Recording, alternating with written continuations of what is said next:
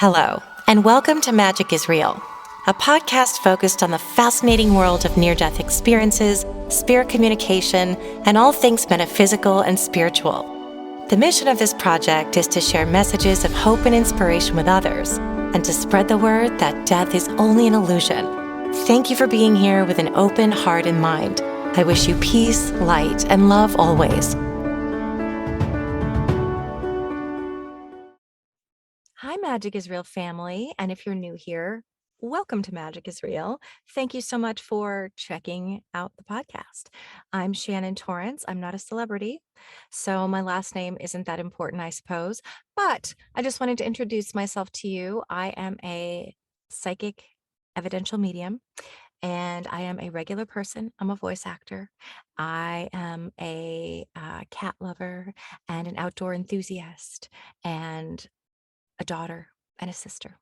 And I have a special interest in the spiritual world. And Emily Allen. Hi, Emily Allen. Thank you so much for listening and for submitting your question. Emily Allen wanted to know about my own spiritual experience. And she has a second question, which is how do we open our third eye? So I am very excited to be here with you to answer Emily's questions. And I hope that the rest of you find this interesting. I mentioned all of the things that I am as a human. I'm also a childcare provider, and I am recently new to Virginia. I've moved here from LA, and I will tell you about my spiritual journey because I hope that it resonates with all of you. So many mediums will say they started out their lives like the kid from The Sixth Sense. That's what Matt Frazier always says, where he was little and he used to see spirit everywhere and hear spirit messages, and that it kind of freaked him out a lot of the time. He comes from a long line of mediums, which I attribute to the fact that some people just have this brain structure where their brains are able to tune into the world of the unseen. It's on a different vibration. And a lot of that there have been brain scans done on mediums. The Long Island medium, I remember, did it. And I believe Carmel Joy Baird, who was one of my teachers, had that done. And their brains, and also Matt Frazier and maybe Tyler Henry, but they've all shown that there is some different brain activity in the brains of mediums who are able to connect with the other side. And I believe that that is a result of the neurotransmitters, the shape of the brain. As a medium, I have to sort of tune into a different radio station, as it were, in order to receive messages that are coming from that higher dimension. So that includes, and I'll go into that, but that includes sort of raising my vibration to meet spirit where they are, and learning how they communicate. So I will start by explaining, it is quite a long story. I'm going to make it digestible. I, for the last 15, 20 years, have been a voice actor. Not always making a lot of money doing it. So there were years where I had other jobs. I lived in LA, was doing a lot of side hustles, catering, driving for Lyft, working as a music booker, working in casting as a casting assistant, which wasn't really a side hustle as much as a job. I had a lot of temp jobs and that sort of thing in between hustling for voiceover work. Then I became a full-time voice actor. Probably it's been maybe eight years now. But about 4 years into it, I was thriving and making great money and loving waking up every day and so excited to start my day. I love doing voiceover work. I love acting.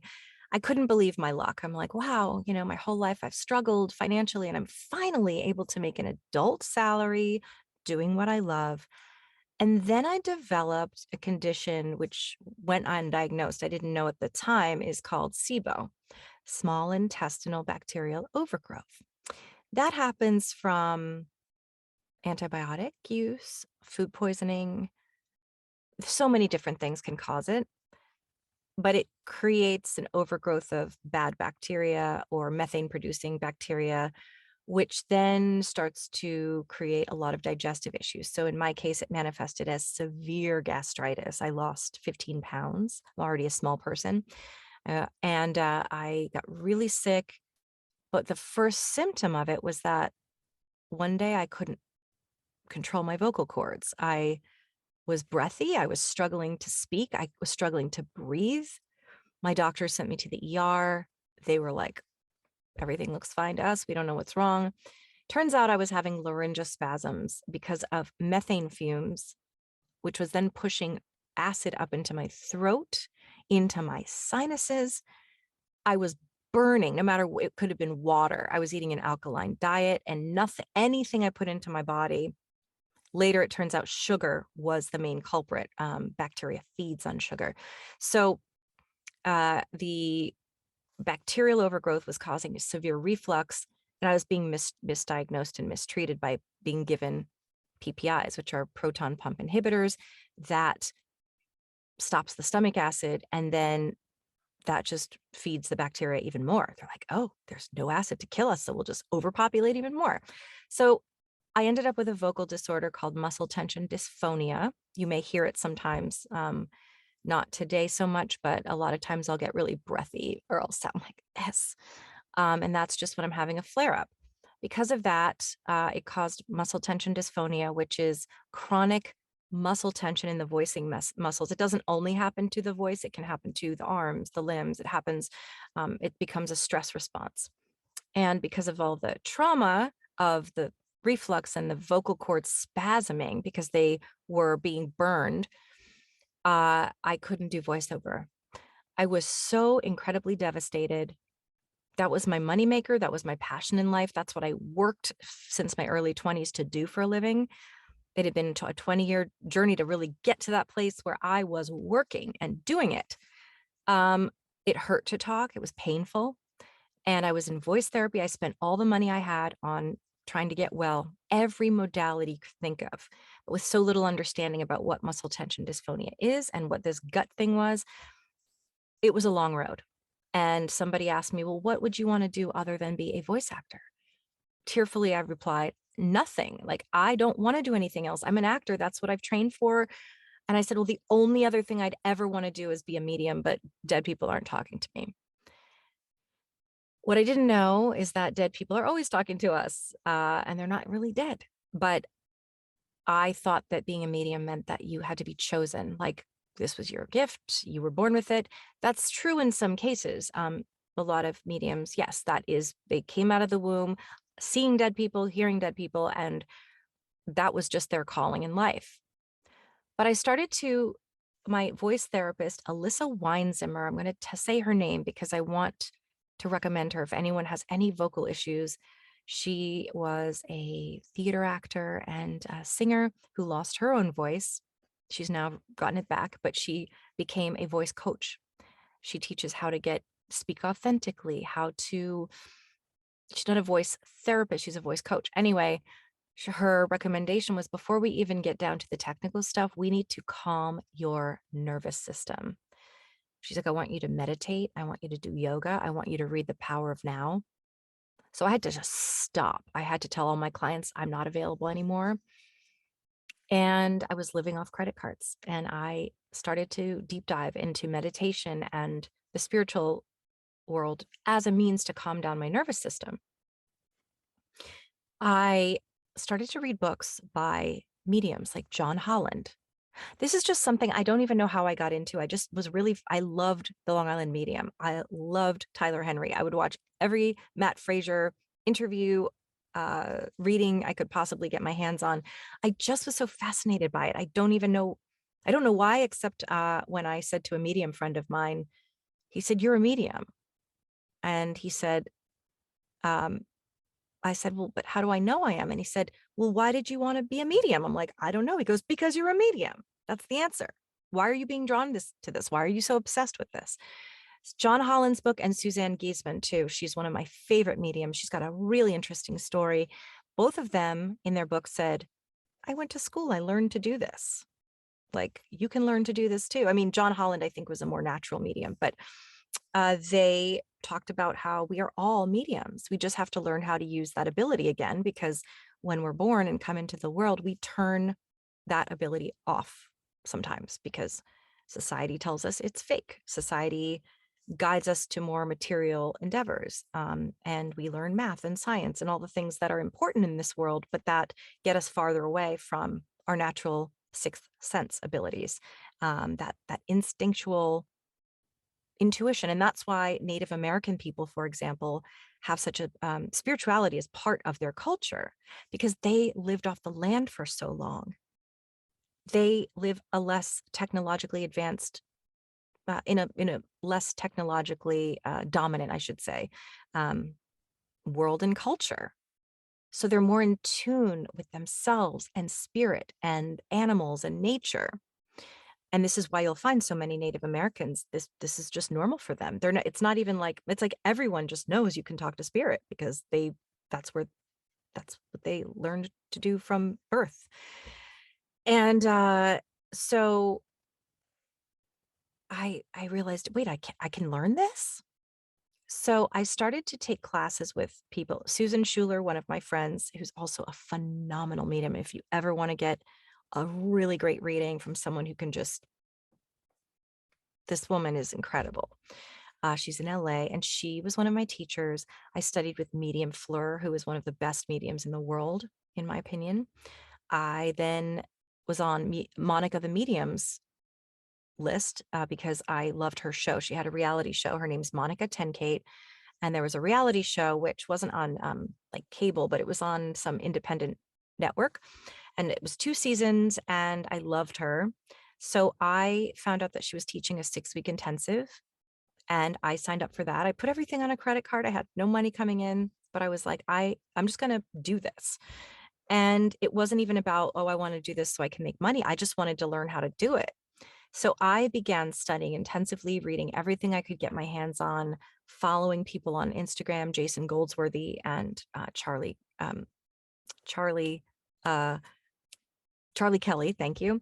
Thank you, intuition or memory, for that. And I started to practice. Now, at first, when I started to practice readings, they were not, I don't want to say they weren't good, because they were all part of the learning. But yeah, in the beginning, this is leading to the second part of your question, Emily. It's the way that you learn is by practicing and trying it out.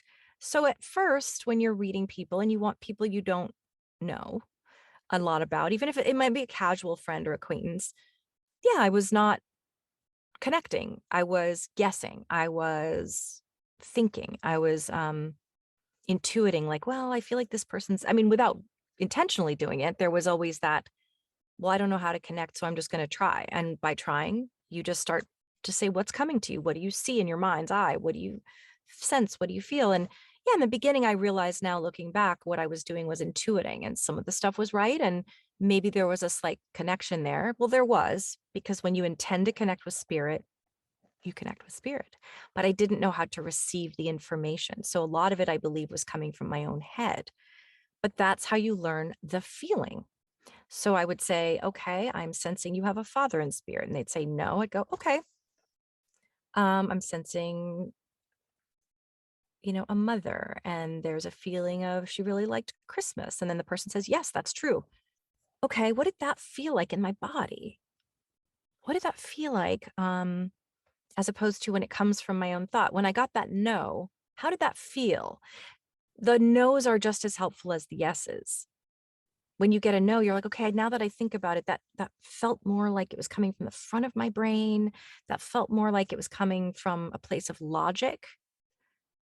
And sometimes it's not even as concrete as that. It's just a feeling. It's just a feeling. You want to sit with yourself a lot and kind of get a sense of your own energy. So 2 years later, I am now giving readings for paying clients. I have a website called Magic is Real Services. If you ever would like a reading from me, I'd love to be of service.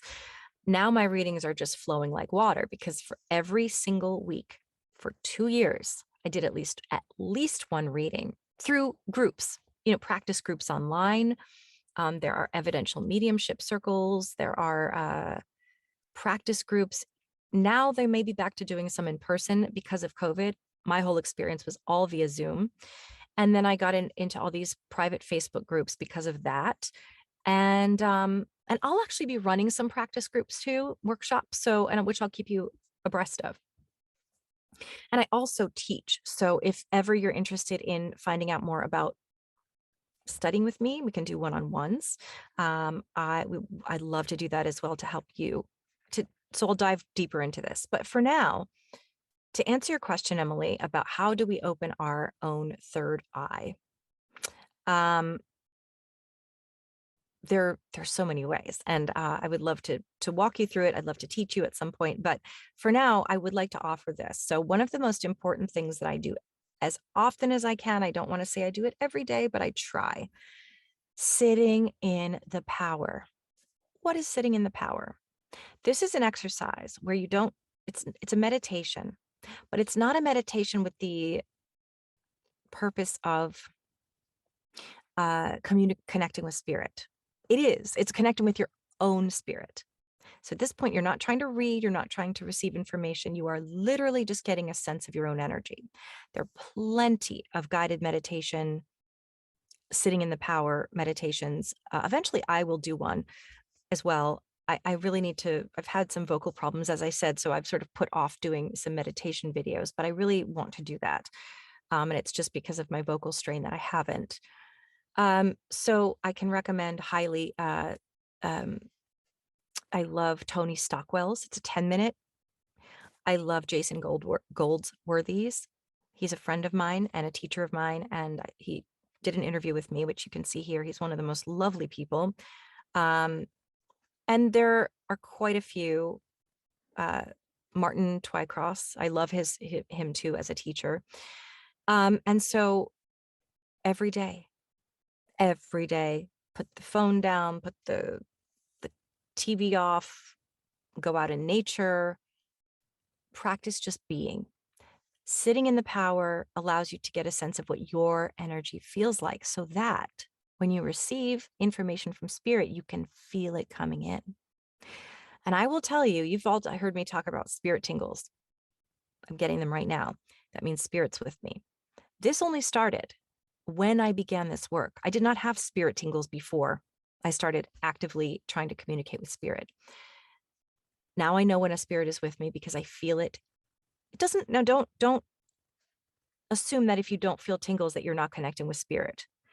Sometimes I don't get them, but when I do, I know that they're there and I know they're validating what I'm saying. That is a very strong sign. However, again, don't become reliant on that, because sometimes I've made that mistake where I'm like, well, if I'm not feeling it, then they might not be there. That's not true. Monica the medium told me this. If you ask spirit to be there, they will be there. End of story. If you're not getting information, that's not the spirit. That's you. That's you blocking yourself. Fear, doubt, confusion, misinterpretation, or just simply not having practiced enough or long enough. I now am getting to the point where I trust. This just happened after like 2.5 years. I'm finally at the place where I'm like not even nervous anymore because I have full faith. Whatever comes through is meant to come through. It will be accurate. If it's not accurate, it's because the person can't think of it right now, or doesn't remember, or doesn't know. I'm misinterpreting it, or the reading is for someone else. There's always a reason why it's not right. Or I have a migraine that day. I'm not feeling well. I'm under the weather. My energy is a little bit low. So Emily, to answer your question, sit in the power as often as possible. What else? Let's see what else. Okay, so the other thing is intention. The power of intention is everything. Ask spirit. So here's what I do. Before I do a reading, I literally say, I call on spirit guides. I say spirit guides, angels, God, Jesus, ascended masters, all of you who help me in my mediumship, loved ones in spirit, unseen guides, guides whose names I don't know. Call on whoever you feel comfortable, archangels.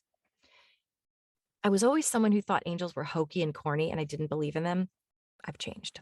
That I have completely changed. I believe in angels. I believe in spirit guides. I don't know what my spirit guides' names are. I don't need to know them.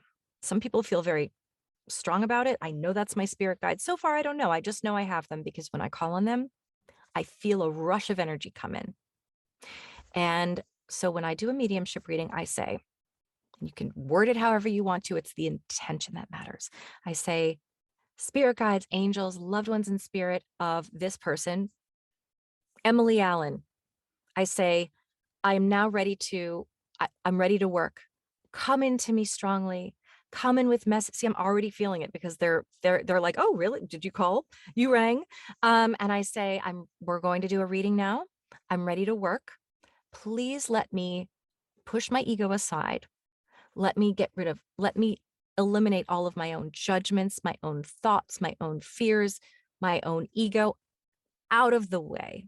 I intend that you come as close as you possibly come to me. I want you to show me symbols, signs, memories. I ask you to bring me names very strongly so that I can hear. Um, don't be afraid to give me full body sensations. I can handle it, to show me evidence about how you passed, what your health conditions were. Don't be afraid. Don't hold back. I want to feel everything you felt emotionally, physically. And I intend that this message is in Emily's highest and best good. I intend that this message, that the work I'm doing is in the highest and best good of the spirit world. I humbly and gratefully uh, deliver messages on your behalf. I also intend that my energy raise to its higher vibration to meet you where you are, and that I just got big chills. I raise my vibration to the fifth dimension or higher, which one of my guests showed me. Any lower level being that does not have my best interest at heart, the spirit world's best interest at heart, or my sitter's best interest at heart, are not welcome in my space.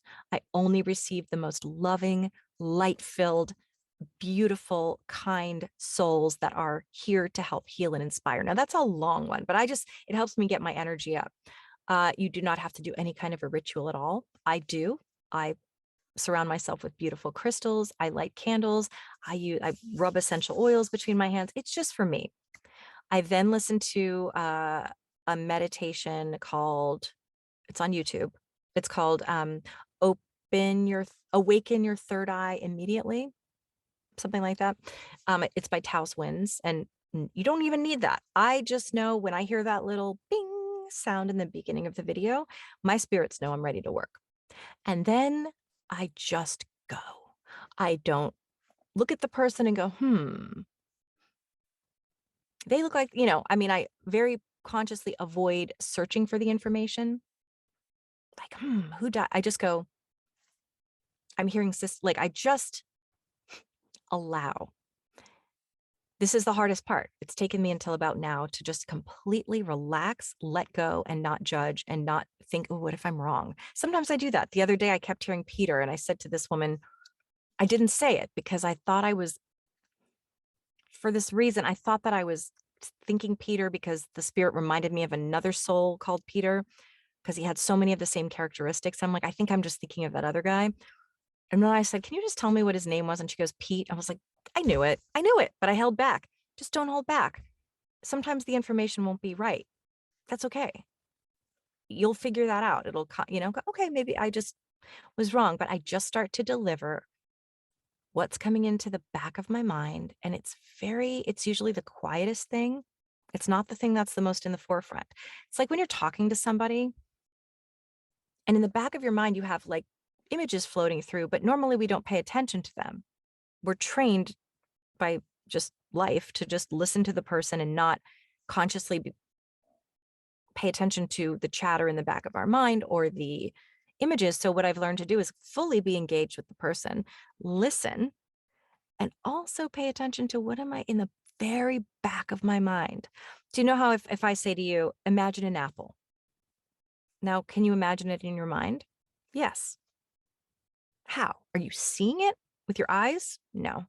You are sort of remembering what an apple looks like. Well, if you stop and really pay attention to what's going on in the back of your mind while you're talking to somebody, you'll start to notice, oh, I didn't even realize it, but right now I'm aware of a street sign.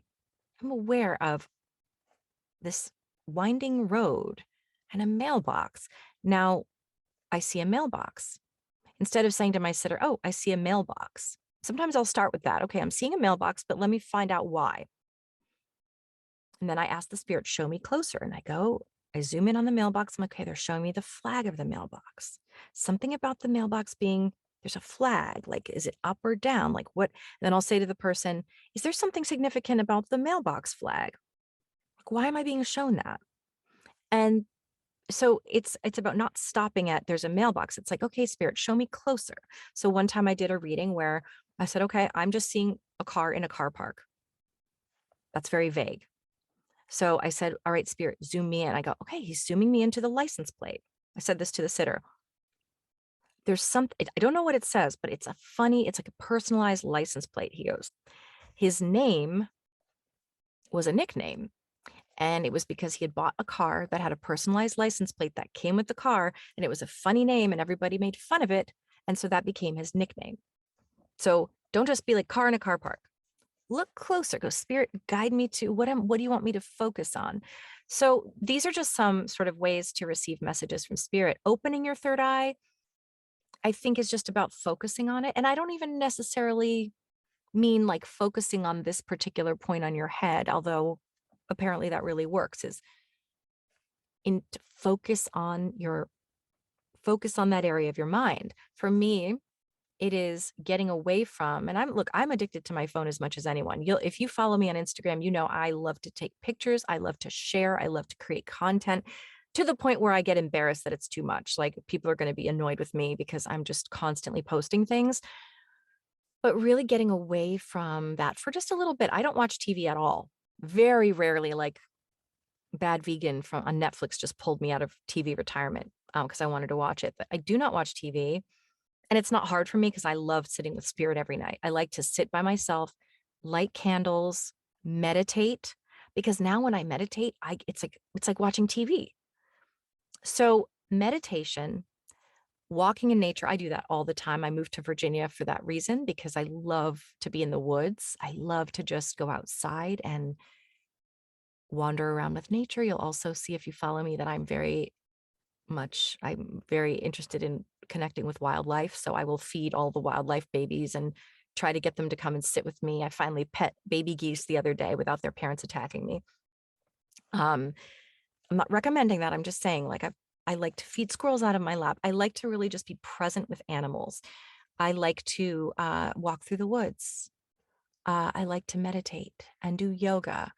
Yoga is a very mindful practice. I'm actually missing it because I had hernia surgery. But also, I think, Emily, to answer your question again, even more specifically, it is the intention. It's simply setting your intention. It doesn't even have to be a ritual, as I detailed. So those are some of my tips for connecting with spirit, opening your mind. Um, and there's so many exercises you could do, practices you can do. Sometimes if I'm in a line, like I'm in a line at the bank and I'm just, instead of looking at my phone, I just sort of practice looking at people and seeing if I can pick up information. Now, I'm not going to have it validated because I'm not going to walk up to someone and say, do you happen to have a grandma named Rosemary? If I felt a strong push to do that, I might, but I haven't. Sometimes I'll just be walking through. I'm a thrifter. I have a Poshmark closet, Blue Eyed Cat, by the way, if anyone's a thrifter. And I have an online store. I also sell clothing on eBay and Mercari. And this top actually is one that I will be selling. I just borrowed it. You can't really, the lighting's not very good. It's Lauren Conrad. I sell a lot of clothing. So when I'm going through the Goodwill outlet, there are a lot of people there, and I'll just start to walk through and just let information float in. I'll hear names, Veronica, Tabitha, Grandma. And I'll say to spirit, if you want me to pass on a message, you need to let me know that I'm right, because I'm not making a fool of myself. I'm not going to walk up and be like, did you lose your father? And have them be like, no. So I don't really do it in public. Plus, ethically, you're not supposed to do that. You always have to ask somebody if they are willing to receive a message. But even if you're not interested in mediumship per se, just spending time with yourself, really sinking into the feeling of your own soul, spending time with with animals, with nature, alone, getting rid of distractions, and really listening, and guided meditations galore on YouTube. I do them all the time. I'm not one to meditate without a guided, somebody guiding, but occasionally I'll just walk in the backwoods. The other day I did this, sat by the stream, sat alone, and just tried to listen to messages from spirit. Um, and just keep asking, please help me. The other thing is asking your spirit guides who help you in your spiritual practice, help me, help me to open my third eye. Show me how to do that. That's what I find helps the most in my mediumship is I ask spirit guides to help me. I just say, please help me to be able to decipher names. And lately my names are on fire. That used to be one of the hardest things to do. And a lot of mediums will tell you picking up names is the hardest thing. Lately, I'm not going to say I'm right every single time, but I would say I'm starting to become 70% accurate with names. And it's amazing. The other day I'm reading this woman, I say, the Peter, I'm like, get Peter, but I didn't say it. And I'm like, there's this guy there that's a very slight, small guy that's with this guy, I guess.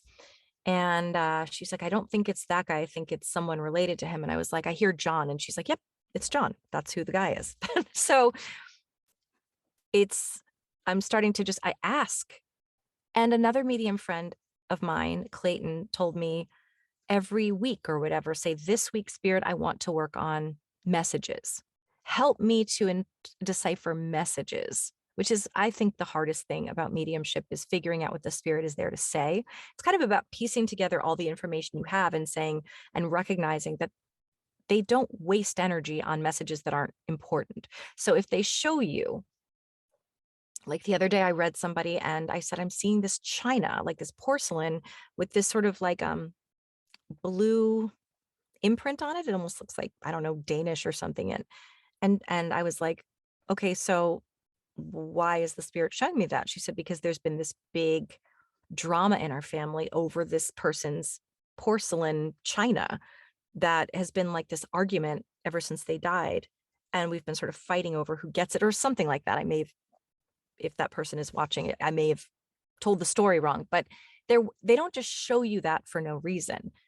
They show you the information and it helps you put the story together. And I'm like, okay, then don't stop at, they're not just saying, oh, there's drama in the family. I mean, yes, that's validation, but why are they drawing attention to that? Well, because they don't want their family fighting over this, they want there to be peace made in the family. There's always a reason why they're coming forward with this. If they're showing themselves to be a bad person, a mean person, it's not just, yeah, I'm mean. It's, I'm acknowledging that I was not kind and I am making amends for that. And sometimes I'll have a spirit that's like, I have a really hard time apologizing. So I'm not quite going to go there, but I'm acknowledging that I could have done a better job. And then they might say, that's all I'm going to say about it. But I definitely acknowledge that. And I'm just going to leave it at that kind of thing. So those are my hints. I hope that they're helpful. And again, if anyone wants to meet with me and do some private sessions with me to help you enhance your intuition, I am here for you. So just reach out and we will discuss that. So thank you, Emily, for your question. I really appreciate it. I love interacting with you all. So keep the questions coming. I'm happy to answer any questions you have, whether they're about me or one of my guests. I'm happy to go find that information for you. If you have any questions, follow-up questions about any of the episodes or ideas for episodes, please reach out. My email address is magicisrealshannon@gmail.com. Again, my website is Magic is Real Services. You can reach me there as well. Thank you for being here. I have so much love for all of you and so much appreciation. You are why I do this. So love connecting with you. Love you all and have a beautiful day, a beautiful week. And let me know how I can be of service.